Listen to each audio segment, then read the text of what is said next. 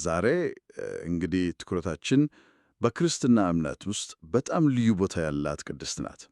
የድንግል ማርያም እናት፣ የጌታችን የኢየሱስ ክርስቶስ ደግሞ በሥጋ አያቱ የሆነችው ቅድስት ሐና። አዎ፣ ምንመለከተውም በዋናነት ኅዳር 11 ቀን የሚነበበውን የስንክሳር ክፍል ልክ ነህ። እናም ዓላማችን ከዚህ ምንጭ ተነስተን ያው የቅድስት ሐናን ታሪክ፣ ማንነቷን እና መንፈሳዊ ክብሯን በጥልቀት ማየት ነው። በጣም ጥሩ ነጥብ ነው።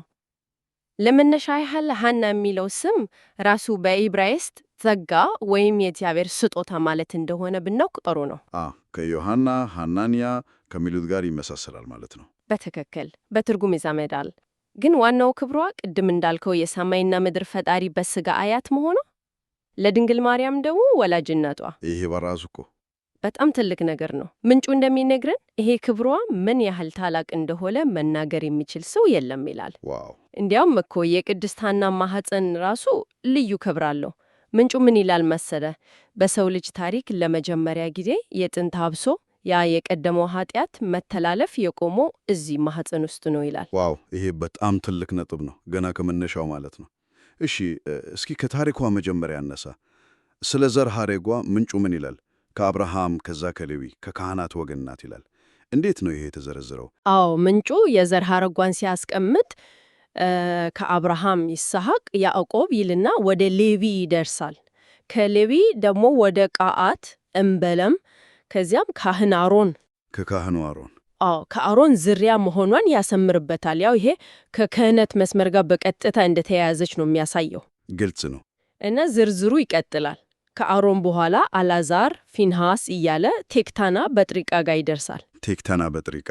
አዎ፣ እነዚህ ባልና ሚስት ልጅ አጥተው ኖረው የእምቦሳዎችና የፀሐይ ጨረቃን ምስጢር በማየት ሄሜንን እንደወለዱ ምንጩ ያትታል።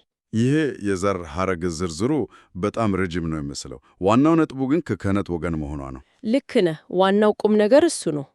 ከሄሜን በኋላም ዴርዴ፣ ቶናህ፣ ሲካሪ እያለ ይዘረዝርና ሄርሜላ ትጠቀሳለች። እናቷ ሄርሜላ ካህናት ወገን የሆነ ማጣኒ የሚባል ደግ ሰው አግብታ 3 ሴት ልጆችን ወለደች። 3? አዎ 3። የመጀመሪያዋ ማርያም ትባላለች። ያው የአረጋዊው ዮሴፍ ሚስት የሰሎሜ እናት የሆነችው ማለት ነው። እሺ። ሁለተኛዋ ደግሞ ሶፊያ። ሶፊያ ደግሞ የመጥምቁ ዮሐንስ እናት የኤልሳቤት እናት ናት። አሃ! እንዴ! ይሄ ማለት እኮ ቅድስት ሐና የቅድስት ኤልሳቤጥ አክስት ናት ማለት ነው። በትክክል። እንዴት የሚገርም ትስስር ነው። ሦስተኛዋ ልጅ ናት ሐና። አዎ ልክ ነህ። ሦስተኛዋና የመጨረሻዋ ልጅ ሐና ናት። እና ፈጣሪ ዓለምን ለማዳን ሰው ሲሆን በሥጋ አያቱ ትሆን ዘንድ ለድንግል ማርያምም እናት ትሆን ዘንድ የመረጠውት ይችኛዋ ሐና ናት። ገባኝ። ስለዚህ ምንጩን የሚያሳየን ሐና በብሉይና በአዲስ ኪዳን ታሪክ ውስጥ በጣም አስፈላጊ በሆኑ ቅዱሳን ሰዎች መረብ ውስጥ የምትገኝ ቁልፍ ሰው መሆኗን ነው። እናትና አባቷም ያው በኦሪት ሥርዓት በፍርሃተ እግዚአብሔር እንዳሳደጓት ነው የሚነገረው። በጣም ትኩረት የሚስብ ነው። ምንጩ ላይ አንድ አገላለጽ አለ። ለዛቲ ቅድስት የአመርነ ገድላቲሃ ዘትገብሮን በህቡ ከምንዝክሮ የሚል ቃል በቃል ሲፈታ የዚችን ቅድስት በሲውር የምትሠራውን ገድሏን ስለምንዘክረው አላወቅነውም አይነት ትንሽ ግራ ያጋባል። እንዴት ነው መረዳት ያለብን? ጥሩ ጥያቄ ነው። ያው ቃል በቃል ሲታይ እንዳልከው ትንሽ ግራ ሊያጋባ ይችላል።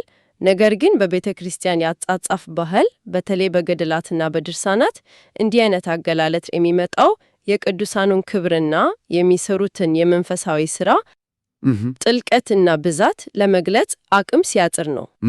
አላወቅነውም ማለቱ በትክክል መረጃው የለንም ለማለት ሳይሆን ክብሯና ሥራዋ እጅግ በጣም ከፍ ያለና ብዙ ከመሆኑ የተነሳ በሰው አቅም ዘርዝሮ መጨረስ አይቻልም ለማለት ነው። ያው የአባቶች የትህትና አገላለጽም ነው። የቅድስቲቱንም ታላቅነት የማድነቂያ መንገድ ነው። ግልጽ ሆነልኝ። አሁን ወደ ሕይወቷ ስንመለስ ያው ለአቅመ ሔዋን ስትደርስ ከባለቤቷ ከቅዱስ ኢያቄም ጋር እንደተጋባች እናውቃለን። ስለ ኢያቄምስ ምን እንረዳለን? ምን አይነት ሰው ነበር? ትዳራቸውስ እንዴት ነበር? ምንጩ ቅዱስ ኢያቄምን ሲገልጸው ትውልዱ ከይሁዳ ነገድ እንደሆነ ይናገራል። በባህሪው ደግሞ እጅግ ደግ፣ ክፉ ቃል ከአንደበቱ ማይወጣ፣ ምጽዋትን የሚወድ፣ ልበ ንጹሕና እግዚአብሔርን አጥብቆ የሚያመልክ ሰው እንደነበር ይገለጻል። ሳዶቅ ወይም ዮናኪር የሚሉ ስሞችም አሉት ተብሏል አይደል? አዎ እነሱም ተጠቅሰዋል። በኦሪቱ ስርዓት መሰረት ከተጋቡ በኋላ ግን ለብዙ ዓመታት ልጅ ሳይወልዱ ኖሩ። በዛ ዘመን ደግሞ ልጅ አለመውለድ ከግል ሐዘን በላይ በጣም ትልቅ ማህበራዊና መንፈሳዊ ጫና ነበረው አይበል? ምንጩ ይህንን እንዴት ያሳየናል? በጣም በብሉይ ኪዳን አስተሳሰብ ልጅ አለመውለድ ብዙ ጊዜ እንደ እግዚአብሔር በረከት ማጣት ወይም እንደ ኃጢአተኝነት ምልክት ነበር የሚታየው። ከባድ ነው። ምንጩ እንደሚገልጸው ልጅ የሌላቸው ሰዎች ሕጧን በረከት ይባሉ ነበር። ከበረከት የጎደሉ ኃጢአተኞች እንደማለት ነው። በማህበረሰቡ ይገላለሉ፣ ይናቋሉ። እንዲያውም ከቤተ መቅደስ አገልግሎትና መስዋዕት እስከ መከልከል የሚያደርሱ ሁኔታም ነበር። ወይኔ! አዎ፣ ጎረቤቶቿም ቅድስት ሐናን እሷማ ተወልዳለች እንጂ አትወልድም እያሉ ይሰድቧትና ያሸማቅቋት እንደነበር ምንጩ በግልጽ ነው የሚያስቀምጠው። ይሄ በጣም ከባድ ነው። በዚህ ሁሉ ጫና ውስጥ እምነትን ጠብቆ መኖር ምን ያህል ፈታኝ እንደሚሆን መገመት ይቻላል። እውነት ነው። እነሱ ግን በዚህ ሁኔታ ውስጥም በእምነታቸው ጸኑ ነው የሚባለው። አዎ፣ ይህ ነው የእነሱ ታሪክ አስደናቂው ክፍል። ምንም እንኳን ይህን ሁሉ መከራ፣ ስድብ፣ ንቀት ቢቀበሉም ሐናና ኢያቄም ፈጣሪያቸውን ከመማጨን ከማመስገን ወደኋላ አላሉም። ሀብታም ባይሆኑም እንኳን አላቸውን ለድሆች ሳያካፈሉ አይበሉም ነበር።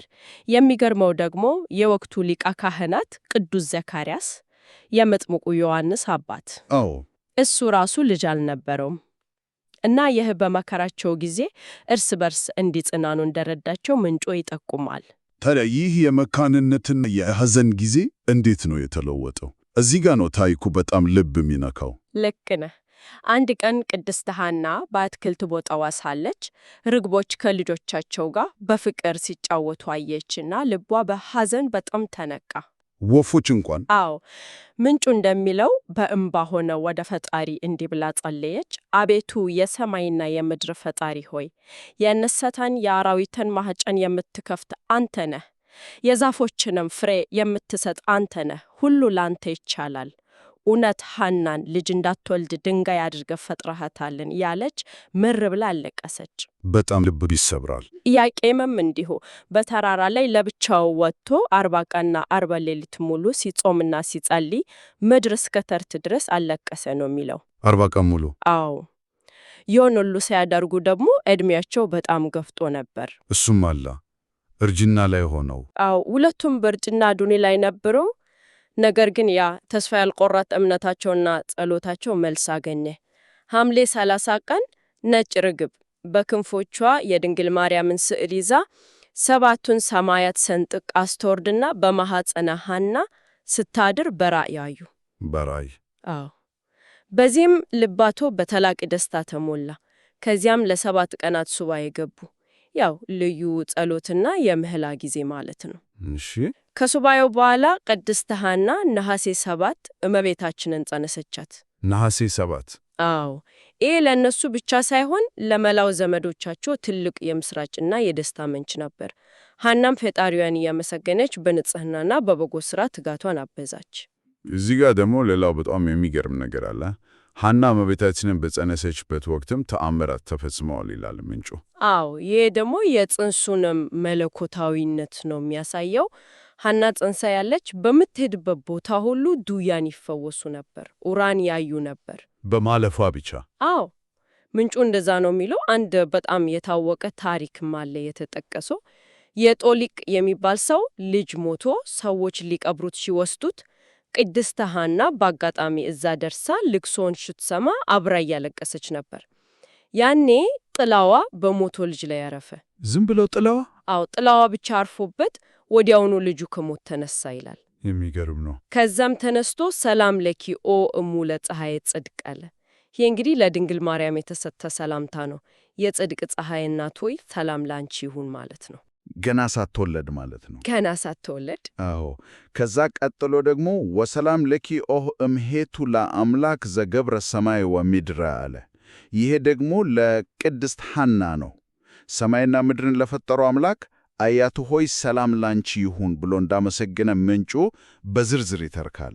ይሄ ማለት እኮ ድንግል ማርያም ገና ሳትወለድ በማኅፀን ያለች እንኳ ክብሯና ማንነቷ ይታወቅ ነበር ማለት ነው። በትክክል። ይህን የተመለከቱ ሰዎች ሁሉ ታዲያ ተደስተው ነበር ወይስ ቅሬታ ያላቸውም ነበሩ? ሁሉም አልነበሩም። ምንጩ እንደሚነግረን አንዳንድ አይሁድ ይህንን ተአምርና የሐናን ክብር ሲያዩ በቅናት ተነሳስተው ሊገድሏት ብዙ ጊዜ ሞክረው ነበረ። ሊገድሏት? አዎ። ግን ከለላው አልተለያትምና ሊሳካላቸው አልቻለም። የእግዚአብሔር መልአክ ቅዱስ ገብርኤል ዘወትር ይጠብቃት እንደነበረም ይገልጻል። በመጨረሻም የጽንሱ ጊዜ ተፈጽሞ የዓለም ብርሃን የሆነችው ድንግል ማርያም መቼና የት ተወለደች? ስሟስ ምን ተባለ? ምንጩ እንደሚለው ግንቦት 1 ቀን ነው። ቦታው ደግሞ በሊባኖስ ተራራ አካባቢ የምትገኝ አንዲት ትንሽ መንደር ነች። የሰማይና የምድር ንግሥት የሆነችውን ድንግል ማርያምን ወለደች። ግንቦት 1? አዎ። ስሟን ማርያም አሉ። ይህም በዘመኑ የእግዚአብሔር ስጦታ ወይም ተመራጭ የሚል ትርጉም እንዳለው ይታመናል። ከዚያም ሐናና ኢያቄም ለ3 ዓመታት በፍጹም ፍቅር፣ እንክብካቤና ጥንቃቄ አሳደጓት። እዚህ ላይ ምንጩ ላይ አንድ የሚገርም አገላለጽ አለ። ሐና በእነዚህ 3 ዓመታት ማርያምን ከክንዷ አወርዳት መሬት ላይ አስቀምጣት አታውክም ይላል። ይህንን እንዴት ነው መረዳት ያለብን? ቃል በቃል ነው? ያው ምናልባት ቃል በቃል መወሰድ የለበትም ይሆናል። ነገር ግን ሐና ለልጇ የነበራትን ከፍተኛ ጥንቃቄ፣ ፍቅርና ከክፉ ነገር ሁሉ የመጠበቅ ዝንባሌዋን ለማሳየት የተጠቀመበት ምሳሌያዊ አነጋገር ሊሆን ይችላል። አዎ፣ ምን ያህል ውድ እንደነበረች ለማሳየት። በትክክል ምን ያህል ውድና በናፍቆት የተገኘች ስጦታ እንደነበረች ያመለክታል። እንዲያውም አንድ ጊዜ መላእክት ለአጭር ጊዜ ወስዷት ስለነበር ሐና መሬት ላይ ተደፍታ አምራራ እንዳለቀሰችና በኋላ እንደመለሱላት የሚገልጽ ታሪክም ምንጩ ላይ እናገኛለን። ከ3 ዓመት በኋላስ ምን ተከሰተ? እዚህ ላይ ነው የታሪኩ ሌላኛው መስዋዕትነትና የእምነት ጥግ የሚታየው መሰለኝ። ልክ ነህ። እዚህ ላይ ነው እምነታቸው በእውነት የተፈተነው፣ ታላቅነታቸውም የተገለጠው። ይሄን ለ60 ዓመታት በናፍቆት የጠበቁትን ልጅ 60 ዓመት? አዎ፣ በመካንነት ዘመናቸው ስድብና ነቀፌታ የተቀበሉበትን፣ በመጨረሻም በእርጅና ጊዜ በተአምር ያገኙትን ያቺህ ብቸኛ ከምንም በላይ የሚወዷትን ስጦታ ልጃቸውን ማርያምን መልሰው ለፈጣሪ ሰጡ። መልሰው? አዎ፣ በ3 ዓመቷ ወደ ቤተ መቅደስ ወስደው ለእግዚአብሔር አገልግሎት አሳልፎ ሰጧት። ይህ መስዋዕትነት ምን ያህል የተለየና ታላቅ እንደሆነ ምንጩ አጉልቶ ይናገራል። በጣም ምንጩ ይህንን መስዋዕትነት ሲገልጽ እጅግ በከበዱ ቃላት ነው የሚጠቀመው። እምቅድሜከሙ አልቦ ወእምድኅሬከሙ አልቦ ከመዝ መስዋዕት ለእግዚአብሔር ዘወሃቦ ይላል። ትርጉሙ ምንድን ነው? ትርጉሙም ከእናንተ በፊትም ሆነ ከእናንተ በኋላ እንደዚህ ያለ መስዋዕት ለእግዚአብሔር የሰጠ የለም እንደማለት ነው። ይሄ የሐናና የኢያቄም የእምነት ጥልቀትና ለእግዚአብሔር የነበራቸውን ፍጹም መታመን ያሳያል። እውነት ነው። ከሁሉ በላይ የሚወዱትን ነገር ያውም በተአምር ያገኙትን ለእግዚአብሔር ክብር ሲሉ መስጠታቸው እጅግ ትልቅ ነገር ነው። ልጃቸውን ወደ ቤተ መቅደስ ካስገቡ በኋላ ግን ግንኙነታቸው አልተቋረጠም አይደል? የእናትነት ስሜት እኮ በቀላሉ የሚታወ አይደለም። በፍጹም የእናትነት አንጀቷ አልቻለምና ለ5 ዓመታት ያህል ልጇ ማርያምን ለመጎብኘት እና ናፍቆቷን ለማውጣት ዘወትር ወደ ቤተ መቅደስ ትመላለስ ነበር። ለ5 ዓመት? አዎ። ምንጩ እንደሚለው የሄደች ትስማትና ትባርካት ነበር። የቅድስት ሐና ምድራዊ ሕይወት ፍጻሜ መቼና እንዴት ነበር? እመቤታችን በቤተ መቅደስ አገልግሎት 8ኛ ዓመቷን ስትይዝ፣ ይህ ማለት ደግሞ ከክርስቶስ ልደት 8 ዓመታት በፊት እንደሆነ ምንጩ ይጠቁማል። ከክርስቶስ ልደት በፊት? አዎ፣ 8 ዓመት በፊት። ያኔ የእናትየው የቅድስት ሐና የምድር ሕይወት ፍጻሜ ደረሰ። በዚሁ ዕለት ኅዳር 11 ቀን ብጽዕት እናት ሐና ከዚህ ዓለም ድካም አረፈች። በዚሁ በምናከብረው ቀን ማለት ነው፣ ኅዳር 11 ሳይመንገል እንደተከተላት ይነገራል። ስለዚህ ኅዳር 11 የቅድስት ሐና መታሰቢያ ዕለት ሆኖ ይከበራል። ልክ ነህ። በዚሁ ቀን ደግሞ ሌሎች ቅዱሳንም እንደሚዘከሩ ምንጩ ይጠቀሳል። ለምሳሌ ቅዱስ አርኬላዎስ ሰማዕት፣ አባ ኤልሳ የሚባሉ ገዳማዊ አባት፣ አባ ፓኩሚስ መነኮስ፣ በግብጽ ታሪክ በጣም ታዋቂ የሆነው ቅዱስ ሚናስ ሰማዕት፣ አዎ ቅዱስ ሚናስ እና የሰማዕቱ እናት የሆነችው ቅድስት አውራንያም ይገኙበታል። በተለይ ደግሞ ለቅድስት ሐና የተጻፈ የአርኬ ወይም የምስጋና መዝሙርም በምንጩ ተመዝግቧል። አዎ ይህንን የአርኬ ድርሰት ልታጋሪን ትችያለሽ? ምን እንደሚል ማወቅ በጣም ደስ ይላል። በደስታም እንዲህ ይላል።